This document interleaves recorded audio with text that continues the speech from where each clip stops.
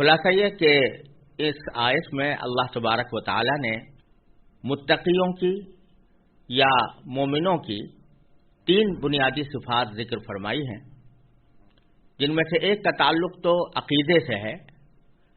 یعنی وہ اندیکھی چیزوں پر ایمان لاتے ہیں، یعنی وہ چیزیں کہ جو عام طور پر لوگوں کے ظاہری احساس سے ماورا ہوتی ہیں، یہ لوگ ان کا بھی ادراک اپنی عقل کے ذریعے، اپنی بصیرت کے ذریعے، اپنی سمجھ کے ذریعے اور انبیاء کرام کی لائی ہوئی تعلیمات کے ذریعے ان کا ادراک کر لیتے ہیں، اور اس ایمان بالغیب کے اندر تمام عقائد شامل ہو جاتے ہیں، جن میں توحید ہے، رسالت ہے، آخرت ہے، اور جو کچھ بھی نبی کریم سرور دو عالم صلی اللہ علیہ وسلم نے بیان فرمایا اور وہ آنکھوں سے نظر آنے والا نہیں ہے، وہ سارا کا سارا اس صفت کے اندر داخل ہے، وہ سب ایمان بالغیب ہے۔ اور آگے پھر 2 صفتیں جو بیان فرمائی گئی ہیں ان کا تعلق عبادات سے ہے۔ عبادات میں بھی 2 ہی چیزوں کا ذکر فرمایا گیا، ایک نماز کا کہ وہ نماز قائم کرتے ہیں، اور دوسرے اللہ تعالی کی خوشنودی کی خاطر خرچ کرنے کا۔ یہ اس لیے کہ جتنی بھی عبادتیں اللہ تبارک و تعالی نے انسان کے ذمے فرض کی ہیں وہ 2 قسم کی ہیں۔ بعض عبادتیں وہ ہیں جن کا تعلق انسان کے جسم سے ہے، یعنی وہ انسان کے جسم کے ذریعے ادا ہوتی ہیں، جن کو جسمانی عبادتیں کہا جاتا ہے، مثلا نماز یا روزہ اور حج کے بہت سے اعمال بھی جسمانی عبادت کے اندر داخل ہیں۔ اور دوسری قسم کی عبادتیں وہ ہیں جن کو مالی عبادتیں کہا جاتا ہے، یعنی وہ مال خرچ کر کے انجام دی جاتی ہے، جیسے زکوٰۃ ہے یا حج ہے یا قربانی ہے۔ تو ان میں سے پہلی قسم یعنی جسمانی عبادتوں کا ذکر کرنے کے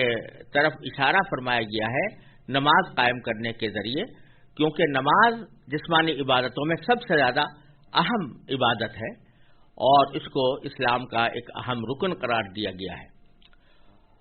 اور مالی عبادتوں میں اللہ تبارک و تعالی نے یہاں ذکر کیا ہے کہ وہ اللہ کے راستے میں خرچ کرتے ہیں،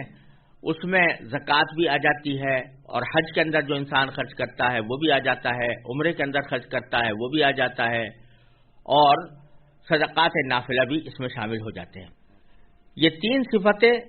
تو ان کی موجودہ صورتحال کو بتانے کے لیے تھی کہ وہ اپنے موجودہ زندگی میں ان 3 صفتوں سے آراستہ ہیں۔ اگلی جو آیت آ رہی ہے وَالَّذِينَ يُؤْمِنُونَ بِمَا أُنزِلَ إِلَيْكَ وَمَا أُنزِلَ مِن قَبْلِكَ وَبِالْآخِرَةِ هُمْ يُوقِنُونَ، اس میں اللہ تبارک و تعالی نے ان کی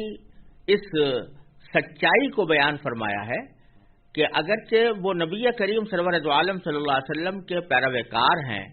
اور آپ کی لائی ہوئی تعلیم پر عمل پیرا ہیں، اور آپ کے اوپر جو کتاب نازل کی گئی ہے اس کو دل سے تسلیم کرتے ہیں، لیکن اس کا مطلب یہ نہیں ہے کہ آپ سے پہلے جو پیغمبر گزرے ان پیغمبروں پر وہ ایمان نہ لائیں، یا ان پر جو کتابیں نازل کی گئی تھیں، ان پر جو وحی اتاری گئی تھی اس کو وہ درست نہ مانیں، بلکہ وہ جس طرح نبی کریم سرور دو عالم صلی اللہ علیہ وسلم پر نازل ہونے والی وحی کا اقرار کرتے ہیں اور اس پر ایمان رکھتے ہیں، اسی طرح آپ سے پہلے جو کتابیں نازل کی گئیں مختلف پیغمبروں کے اوپر، ان کے اوپر بھی وہ پوری طرح ایمان رکھتے ہیں کہ وہ اللہ تعالیٰ کی طرف سے تھیں۔ اگرچہ اللہ تبارک و تعالیٰ نے وہ کتابیں جو آپ سے پہلے نازل ہوئی تھیں جیسے تورات یا انجیل یا زبور، وہ اللہ تبارک و تعالیٰ نے ہمیشہ کے لیے ان کے احکام کو نافذ نہیں فرمایا تھا، بلکہ وہ اپنے اپنے دور کے لیے تھیں، اپنے اپنے زمانے کے لیے تھیں اور اپنے اپنی قوموں کے لیے تھیں۔ اس لیے اللہ تبارک و تعالیٰ نے ان کی حفاظت کا پورا انتظام نہیں فرمایا، اور آخر دور میں وہ اپنی اصل حقیقت میں باقی نہیں رہیں۔ لیکن قرآن کریم کو چونکہ اللہ تبارک و تعالیٰ نے اپنی آخری کتاب قرار دیا اور نبی کریم سرور دو عالم صلی اللہ علیہ وسلم کو آخری پیغمبر قرار دیا، اس لیے اس کی حفاظت کا آپ نے خود ذمہ لیا کہ انا نحن نزلنا الذکر وانا له لحافظون، ہم نے ہی ذکر یعنی قرآن کریم نازل کیا ہے اور ہم ہی اس کی حفاظت کرنے والے ہیں۔ تو اس طرح محفوظ رہنے والی کتاب جو قیامت تک انسان کی رہنمائی کرے گی وہ قرآن کریم ہی ہے۔ لیکن ایمان رکھنا ضروری ہے ان تمام کتابوں پر جو اس سے پہلے نازل کی گئی تھی۔ چنانچہ فرمایا کہ یہ وہ لوگ ہیں جو اس وحی پر بھی ایمان لاتے ہیں جو آپ پر اتاری گئی اور اس پر بھی جو آپ سے پہلے اتاری گئی تھیں۔ اور پھر آخر میں فرمایا کہ وَبِالْآخِرَةِ هُمْ يُوقِنُونَ، یعنی آئندہ مستقبل کے بارے میں وہ اس بات پر یقین رکھتے ہیں کہ ہماری یہ جو موجودہ زندگی ہے یہ ختم ہو جانے کے بعد ایک دوسری زندگی آنے والی ہے جو دائمی ہے اور ابدی ہے اور وہ کبھی ختم ہونے والی نہیں ہے، اور اس کو آخرت کے نام سے تعبیر کیا گیا ہے کہ وہ آخرت کی زندگی ہے یا آخرت کا عالم ہے۔ یہ لوگ اس کے اوپر بھی پوری طرح یقین رکھتے ہیں، اور یہ آخرت کا عقیدہ ہی در حقیقت ایسا ہے جو انسان کی زندگی پر اثر انداز ہوتا ہے، کیونکہ جب انسان کو یہ احساس ہو کہ میں جو کچھ کر رہا ہوں وہ ایک آخری ابدی زندگی کے اندر اس کا حساب دینا پڑے گا اور مجھے اسی کی بنیاد پر جزا یا سزا ملے گی، تو وہ پھر اپنی عملی زندگی کے اندر بھی محتاط ہو جاتا ہے، اور اسی احتیاط کا نام تقویٰ ہے جس کا ذکر ھدی للمتقین میں فرمایا گیا تھا۔ یہ صفتیں متقیوں کی بیان کرنے کے بعد اللہ تبارک و تعالی نے 5ویں آیت میں ان لوگوں کا انجام بھی بیان فرما دیا اور ان کی موجودہ حقیقت بھی بیان فرما دی، اور آئندہ ان کو جو کچھ فوائد حاصل ہونے والے ہیں ان کی طرف بھی اشارہ فرما دیا۔ فرمایا کہ اولئک علی ھدی من ربہم واولئک ھم المفلحون، یہی لوگ ہیں جو اپنے پروردگار کی طرف سے صحیح راستے پر ہیں اور یہی وہ لوگ ہیں جو فلاح پانے والے ہیں۔ یہ جو کہا گیا کہ یہی وہ لوگ ہیں جو اپنے پروردگار کی طرف سے صحیح راستے پر ہیں، یہ پھر اسی طرف اشارہ کیا جا رہا ہے کہ اگرچہ قرآن کریم کی ہدایت پوری انسانیت کے لیے ہے، لیکن یہ ہدایت فائدہ مند انہی لوگوں کے لیے ہوتی ہے جو اس ہدایت کو تسلیم کر کے اس کے مطابق اپنی زندگی کو ڈھالیں تو وہ صحیح راستے پر آ جاتے ہیں۔ فرض کیجئے آپ ایک شخص کو راستہ تو بتاتے ہیں کہ فلاں منزل تک جانے کے لیے تمہیں یہ راستہ اختیار کرنا ہوگا، لیکن وہ شخص اس راستے کو اختیار نہیں کرتا، تو اس کا نتیجہ یہ ہے کہ ہدایت تو اس کو ملی،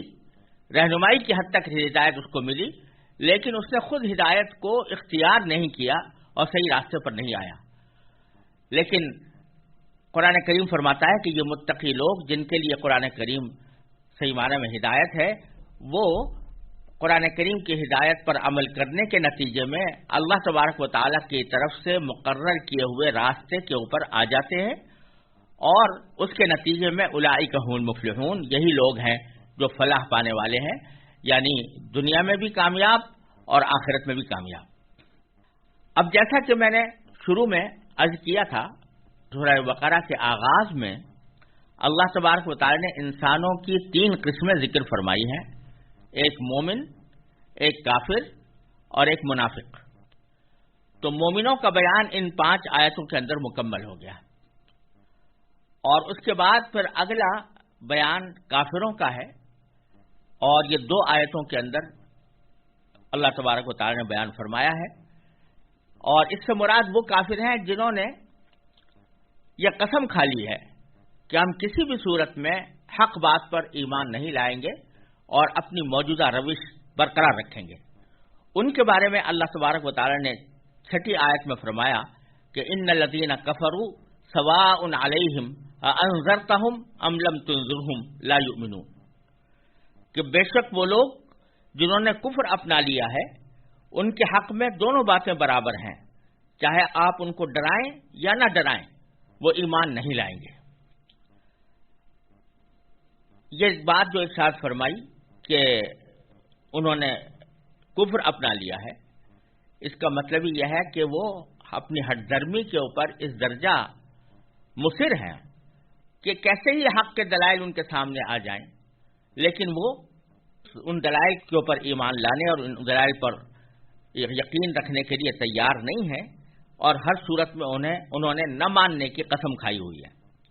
چنانچہ آگے فرمایا کہ اللہ نے ان کے دلوں پر اور ان کے کانوں پر مہر لگا دی ہے. ختم اللہ علی قلوبہم وعلی سمعہم وعلی ابصارہم غشاوہ. اللہ تبارک و تعالی نے ان کے دلوں پر اور ان کے کانوں پر مہر لگا دی ہے اور ان کی آنکھوں پر پردہ پڑا ہوا ہے، اور ان کا انجام یہ ہے کہ وَلَهُمْ عَذَابٌ عَظِيمٌ، ان کے لیے زبردست عذاب ہے. یہ جو فرمایا کہ جنہوں نے کفر اپنا لیا ہے ان کے حق میں دونوں باتیں برابر ہیں، چاہے آپ ان کو ڈرائیں یا نہ ڈرائیں. یہاں ترجمہ ڈرانے سے جس لفظ کا ترجمہ کیا گیا ہے وہ قرآن کریم کا لفظ انذار ہے. سواء علیہم اانذرتہم ام لم تنذرہم، یہ لفظ انذار سے نکلا ہے. چونکہ اردو زبان میں کوئی اور مناسب لفظ اس کے ترجمے کے لیے موجود نہیں ہے، اس لیے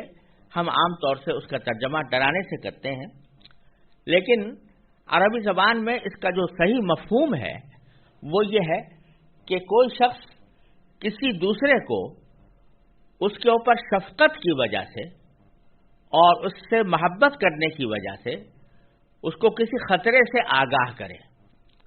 اس کو انذار کہا جاتا ہے. مثلا فرض کیجئے کہ کوئی شخص بیٹھا ہوا ہے اور پیچھے سے اس کے اوپر کوئی درندہ حملہ آور ہے، تو اس وقت کوئی شخص اگر اس کو اس خطرے سے آگاہ کرے گا اس کو انذار کہیں گے. اور اسی طرح جاہلیت کے زمانے میں چونکہ قتل و غارت گری کا بازار گرم تھا اور قبائل کی آپس کی جنگیں ہر وقت جاری رہتی تھی، تو وہاں یہ طریقہ کار تھا کہ جب کسی شخص کو یہ پتہ چلتا کہ کوئی دشمن ہماری بستی پر حملہ آور ہونے والا ہے تو وہ کسی پہاڑ کی چوٹی پر کھڑے ہو کر یا کسی اور بلند جگہ پر کھڑے ہو کر لوگوں کو آواز دیتا تھا اور آواز دے کر یہ بات بتاتا تھا کہ ان کے اوپر ایک دشمن حملہ کرنے والا ہے. اس کے اس عمل کو انذار کہا جاتا تھا، اور اس لیے کہ وہ شخص در حقیقت اپنی قوم کے ساتھ محبت اور اس پر شفقت کی وجہ سے اس کو اس خطرے سے آگاہ کرتا تھا.